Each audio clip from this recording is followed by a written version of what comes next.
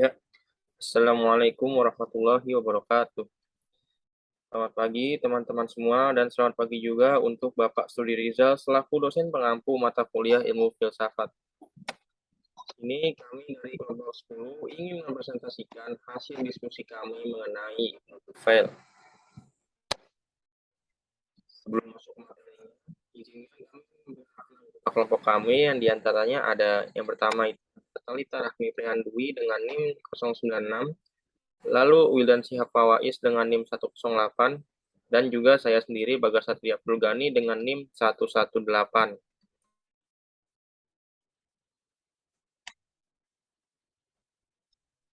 Baik, di sini saya akan mempresentasikan tentang riwayat hidup dari Ibnu Tufail. Ibnu Tufail merupakan filsuf, dokter, dan pejabat pengadilan Arab Muslim dari Al-Andalus. Nama lengkap dari Ibnu Tufail ialah Abu Bakar Ibnu Abdul Al-Malik Ibnu Muhammad Ibnu Tufail. Ia dilahirkan di Cadix, Granada, Spanyol pada tahun 506 Hijriah atau 1110 Masehi. Dalam bahasa Latin, Ibnu Tufail dikenal dengan sebutan Abu Bakar. Ia juga dikenal sebagai filsuf muslim yang gemar menuangkan pemikiran kefilsafatannya melalui kisah-kisah yang ajaib dan penuh kebenaran. Keturunan Ibnu Tufail termasuk keluarga suku Arab yang terkemuka, yaitu suku Qais. Sebagai sebagai keturunan suku Qais, ia dengan mudah mendapatkan fasilitas belajar, apalagi kecintaannya kepada buku-buku dan ilmu pengetahuan mengalahkan cintanya kepada sesama manusia. Hal ini mengantarkannya menjadi seorang ilmuwan dalam banyak bidang, seperti kedokteran, sastra, matematika, dan juga filsafat. Ibnu Tufail memulai karirnya sebagai dokter di Granada, kemudian diangkat menjadi sekretaris gubernur di provinsi tersebut. Next slide.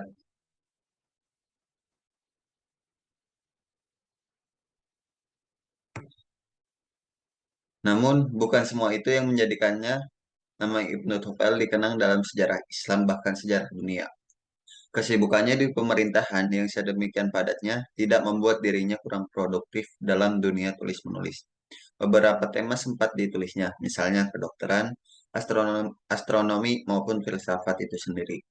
Dari sekian banyak karyanya, Risalah Hai Ibnu Yaskan fi Asror Al-Hikmah Al-Masrikiyah adalah yang termasyhur.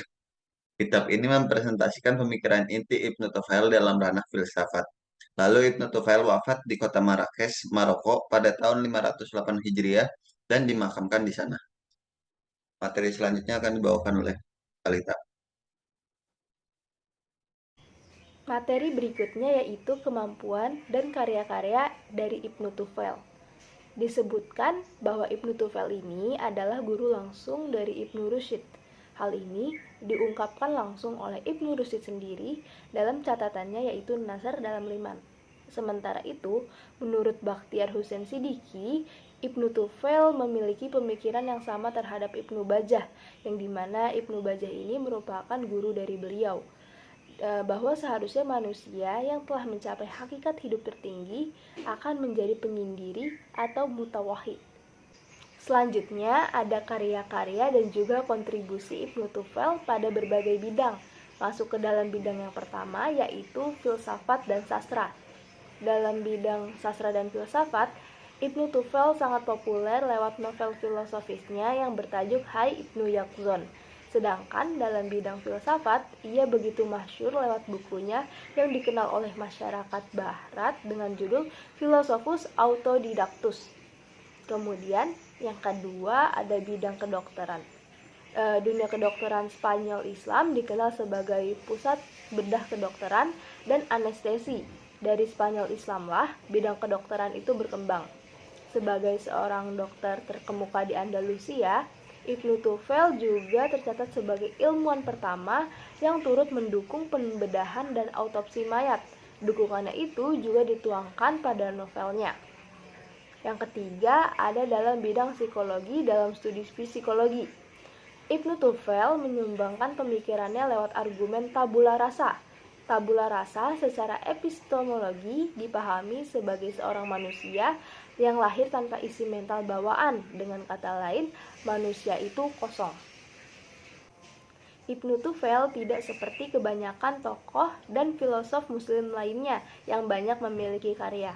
Ibnu Tufel lebih gemar untuk merenung daripada kecenderungan untuk menulis. Karena itu, tidak heran kalau hasil karyanya lebih sedikit untuk generasi-generasi berikutnya. Namun, beberapa buku biografi menyebutkan bahwa ia sempat menulis dalam beberapa buku di berbagai bidang, seperti bidang filsafat, fisika, dan kedokteran. Tetapi karangan tersebut hanya satu yang bisa sampai kepada kita semua, yaitu Hai Ibnu Yaqzon, yang merupakan intisari dari pemikiran-pemikiran Ibnu Tufel dan telah diterjemahkan dalam beberapa bahasa. Menurut Ali Audah, novel Hai Ibnu Yaqzon ini sudah diterjemahkan ke dalam berbagai macam bahasa, seperti bahasa Ibrani, Latin, Inggris, Prancis, Spanyol, Jerman, Rusia, Belanda, dan lain-lainnya. Baik, selanjutnya itu ada pemikiran dari Ibnu Tufail. Dalam pemikiran Ibnu Tufail yang dituangkan dalam karyanya yang berjudul Hai Ibnu Yaqzan, ia menceritakan pemikiran ia dalam mencari kebenaran dengan diibaratkan seorang sosok yang bernama Hai. Dalam karya tersebut, salah satu relevansi dari pemikiran Ibnu Tufail sendiri, ia memaparkan bahwa melakukan pencariannya dengan mengawali dari pengamatan dan menggunakan indrawinya, kemudian menggunakan rasio, dan selanjutnya menggunakan batinnya seperti akal, indera, dan intuisi. Dapat dijelaskan dalam mencari kebenaran melalui panca indera seperti mata untuk penglihatan, telinga untuk pendengaran, hidung untuk penciuman, lidah untuk perasa, dan kulit untuk peraba. Sekalipun begitu, indrawi yang merupakan alat untuk mengenali 5 dimensi objek. Namun ia juga mempunyai kemampuan terbatas dalam mengidentifikasikan objek. Maka dari itu dibutuhkan sekali yang namanya pengetahuan untuk mendampingi.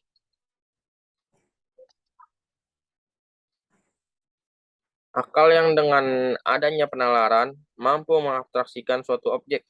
Karena itu, ia mampu mengetahui esensi suatu objek yang telah ia amati melalui indrawi. Dengan demikian, akal dan indrawi memiliki sifat yang saling melengkapi satu sama lain. Pengetahuan tinggi daripada pengetahuan yang dia capai melalui indera. Maka dari itu, rasio atau akal pikiran mampu melampaui objek, ruang, dan waktu. Dalam tahapan pemikiran dalam konsep akal, ia telah menggambarkan dalam karyanya bahwa Hai Ibnu Yaqzan mencoba melakukan pengamatan mengenai benda-benda langit. Ia mulai untuk mengelilingi pulau yang ia tempati, serta ia juga berputar pada dirinya sendiri. Dari pengamatan yang telah ia lakukan, maka dari itu ia mulai menemukan bahwa ada satu objek yang dapat memberikan pencerahan, serta ia dapat melihatnya dari ia melihat jejak-jejak yang terdapat di alam ini. Hai mulai merasionalkan ketidakabadian dan ketidakteraturan alam ini, seperti yang terjadi pada seekor rusa yang telah merawat Hai dari kecil. Rusa tersebut berkembang sampai ia nampak semakin tua dan akhirnya ia mati. Begitu juga seperti hewan lainnya. Lalu ketika Hai mengamati benda langit, ia mulai memikirkan tentang terjadinya peredaran matahari yang selalu muncul dari timur dan terbenam ke arah barat.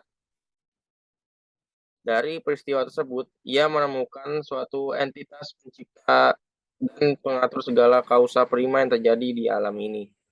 Namun akal memiliki kemampuan yang terbatas. Akal tidak bisa menjelaskan tentang dirinya sendiri, seperti di saat dirinya itu menangis, dan akal juga tidak bisa mengenali sang kausa prima itu. Maka dari itu, akal hanya mampu mengetahui melalui jejak-jejak yang ia tangkap. Dan akal juga tidak bisa membawa manusia kepada pertemuan dengan sang penciptanya. Dengan demikian, manusia dasarnya dibekali Tuhan intuisi. Intuisi tersebut menurut beliau Ibnu Tufail dapat diartikan mengenai mampu menangkap esensi pengetahuan seperti yang berbau metafisika dengan cara penyucian jiwa. Seperti yang digambarkan pada sosok Hai di saat ia pada tahap akhir dalam pencarian esensi dari segala esensi yang ada. Dalam tahap terakhir tersebut, ia melakukan riyadah perjalanan spiritual untuk menemukan entitas. Dengan demikian, bahwa kebenaran akal bersifat relatif, sedangkan kebenaran indera bersifat mutlak. Setelah ia melakukan segala sesuatu untuk menggunakan akal dan indera, ia kemudian memutuskan untuk berpaling ke dalam disiplin jiwa yang membawa kepada ekstasi, yang merupakan sumber dalam tingkat tertinggi pengetahuan. Dalam konsep ini, kebenaran tidak dapat dicapai lagi melalui proses deduksi dan induksi, melainkan melalui intuisi yang terdapat di dalam jiwa. Maka dari itu, terafekstasi tidak bisa diungkapkan melalui kata-kata atau juga tidak bisa dituliskan dalam bentuk apapun, sebab lingkup yang dapat dituangkan dengan kata-kata itu terbatas dalam hal yang dapat dilihat, didengar, dicium, dan diraba dengan menggunakan indera. Esensi Tuhan yang merupakan cahaya suci hanya bisa dilihat oleh cahaya yang ada dalam esensi itu sendiri melalui esensi pendidikan yang tepat atas indera, akal, serta jiwa. Baik, itu mungkin pemaparan materi yang dapat kami sampaikan. Selanjutnya ada sesi pembacaan kesimpulan dan juga pembacaan dari pertanyaan dan jawaban. Ya, baik. Jadi kesimpulan dari diskusi kami mengenai Ibnu Tufail yaitu adalah Ibnu Tufail merupakan filsuf, dokter, dan penjabat pengadilan Arab Muslim Al-Andalus. Ia lahir pada tahun 506 Hijriah atau 110 Masehi di Cadix, Granada, Spanyol. Ibnu Tufail memiliki nama lengkap Abu Bakar Ibnu Abdul Al-Malik Ibnu Muhammad Ibnu Tufail. Dan dalam bahasa Latin, ia dikenal sebagai Abu Bakar. Ibnu Tufail sendiri wafat di kota Marrakesh, Maroko pada tahun 581 Hijriah dan dimakamkan di kota tersebut. Ibnu Tufail memulai karirnya sebagai dokter di Granada, kemudian diangkat menjadi sekretaris gubernur di provinsi tersebut. Namun bukan semua itu yang menjadikan nama Ibnu Tufail dikenal dalam sejarah Islam, bahkan sejarah dunia. Kesibukannya di pemerintahan yang sedemikian padatnya tidak membuat dirinya itu kurang produktif dalam dunia tulis-menulis. Ia dikenal sebagai filsuf muslim yang gemar menuangkan pemikiran kefilsafatan melalui kisah-kisah yang ajaib dan penuh kebenaran. Dari sekian banyak karyanya, risalah Hai Ibnu Yaqzan fi Ashar al-Hikmah al-Marsrikiyah adalah yang paling termasyhur. Kisah ini mempresentasikan pemikiran Ibnu Tufail dalam ranah filsafat. Ibnu Tufail memiliki keterampilan dalam berbagai bidang-bidang tersebut, yaitu filsafat, kedokteran, pendidikan, pemerintahan, sastra, dan psikologi. Beliau juga merupakan sosok cendekiawan muslim yang patut kita teladani, dan baik dari karya-karyanya maupun pemikirannya, karena karya dan pemikirannya terbukti relevan di masa kini. Lalu juga ada pertanyaan yang pertama itu dari Haidar Akbar Gifari. Pertanyaannya adalah, yaitu tadi dijelaskan tentang definisi atau penjelasan mengenai pemikiran Ibnu Tufail yang berasal dari karyanya yaitu Hai Ibnu Yaqzan. Kira-kira ada tidak tahapan-tahapan pemikiran dari karya yang berjudul Hai Ibnu Yaqzan itu? Kalau ada, boleh tolong disebutkan dan jelaskan nggak tahapan-tahapannya. Nah, itu jawabannya itu, tahapan-tahapannya itu ada 3. Yang pertama itu tahap pengetahuan empiris, lalu yang kedua tahap pengetahuan rasionalis, dan juga yang ketiga tahap pengetahuan mistis tasawuf. Untuk tahapan pengetahuan empiris itu berasal dari kisah Hai Ibnu Yaqzan yang diawali dengan perkembangan Hai dalam beradaptasi dengan alam, belajar cara bertahan hidup, hingga ia menemukan api. Hal itu termasuk tahap pertama dalam pencarian ilmu, dengan memahami benda-benda di sekitar dan mengetahui fungsinya. Tahapan ini dapat disebut dengan tahapan pengetahuan empiris, di mana pengetahuannya masih terbatas dengan hal-hal yang terinderakan saja dengan pengamatan yang sederhana. Lalu yang kedua, tahap pengetahuan rasionalis. Di sini kita lihat bahwa rasionalitas pemikiran filsafat Ibnu Tufail yang sangat kental. Hal itu tentunya tidak lepas dari pengaruh Ibnu Tufail sendiri.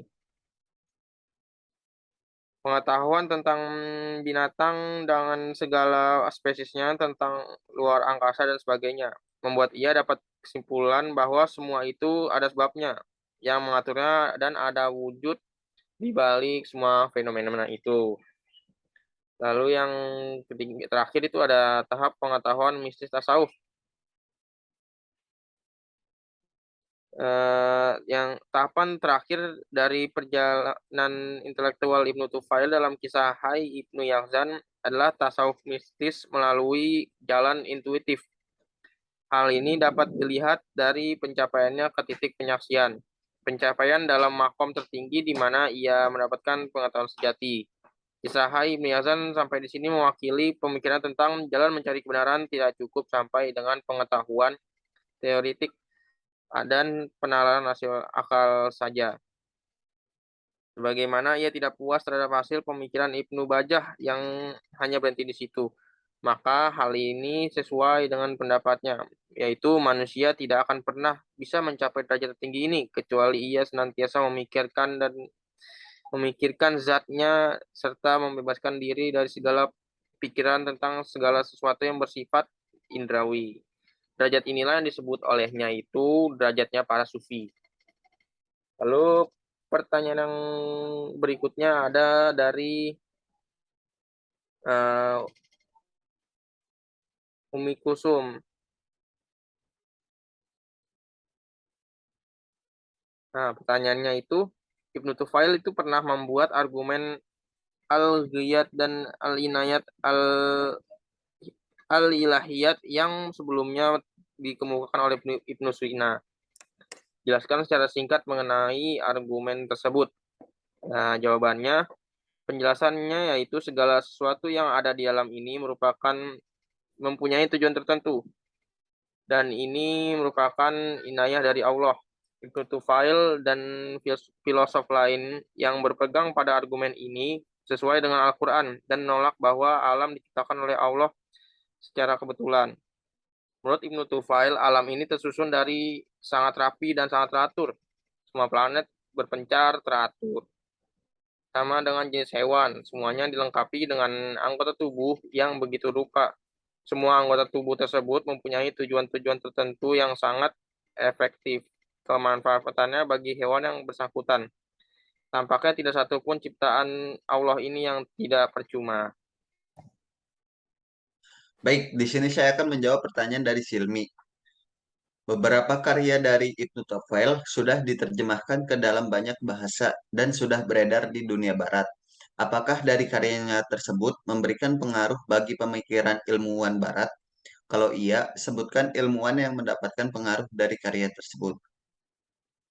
Jawabannya, dari hasil yang kami cari, pada media Republika menyebutkan bahwa ada pemikiran tokoh ilmuwan yang tercerahkan dari pemikiran Ibnu Tufayl. Ilmuwan tersebut diantaranya Thomas Hobbes, John Locke, Isaac Newton, dan Immanuel Kant. Bahkan karya Ibnu Tufayl yang bertajuk Philosophus Autodidactus menginspirasikan Daniel Defoe untuk menuliskan novel Robinson Crusoe. Selanjutnya saya akan menjawab pertanyaan dari Sahrul Rahmat Rizkiansah.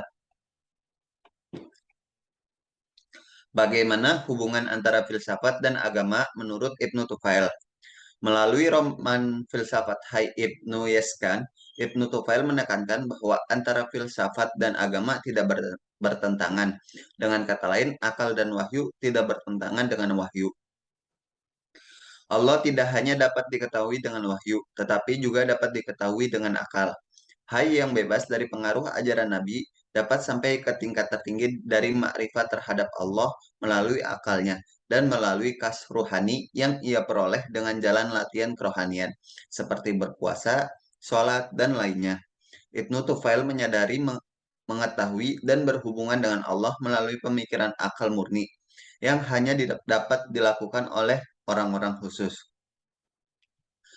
Orang awam tidak mampu melakukannya, karena itu bagi orang awam sangat diperlukan adanya ajaran agama yang dibawa oleh Nabi. Agama diturunkan untuk semua orang dalam segala tingkatannya. Filsafat hanya dapat dijangkau oleh orang-orang yang bernalar tinggi yang jumlahnya sedikit.